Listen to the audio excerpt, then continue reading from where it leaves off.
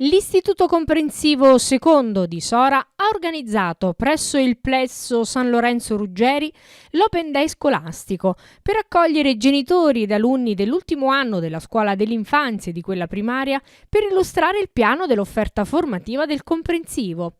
Ad aprire la manifestazione l'esibizione dell'orchestra della scuola con l'inno di Mameli. Subito dopo ha preso la parola la dirigente scolastica Ersilia Montesano.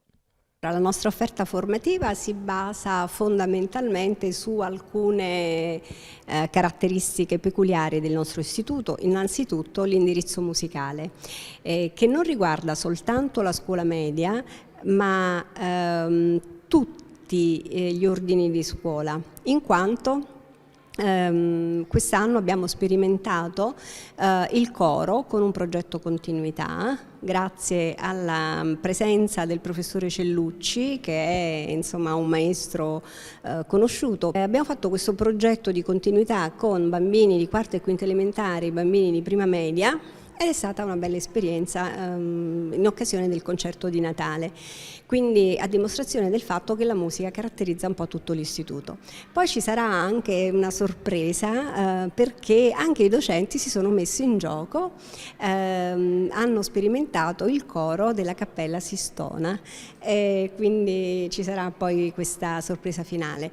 E per quanto riguarda i piccoli, a gennaio dal 19 gennaio partirà una formazione di Children's Music Laboratory che riguarda la formazione dei docenti sia per quanto riguarda i bambini della scuola dell'infanzia che per i bambini della scuola primaria. È un'educazione al ritmo, alla musicalità, all'ascolto e i docenti si sono dimostrati molto interessati e con la piattaforma Sofia, quindi insomma è accreditata al MIUR, è un ente formatore importante.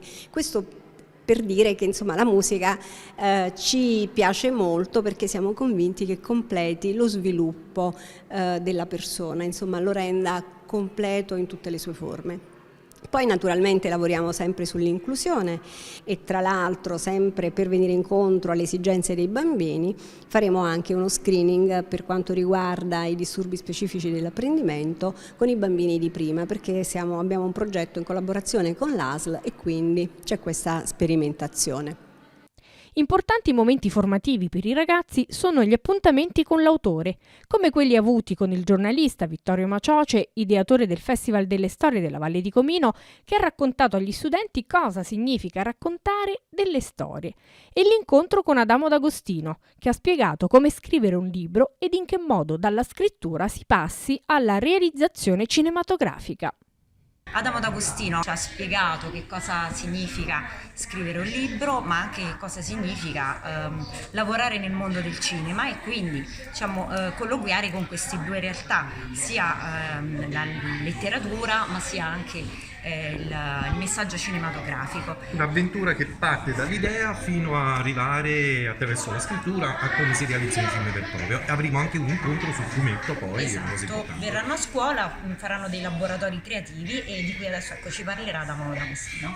Sarà proprio un incontro, un'avventura con i ragazzi impareranno a capire, cioè studieranno come si realizza una storia, come si racconta una storia attraverso questi media, quindi il fumetto, cinema e narrativa classica, con delle schede guida proprio dalla casa editrice e saremo qui a divertirci più che altro.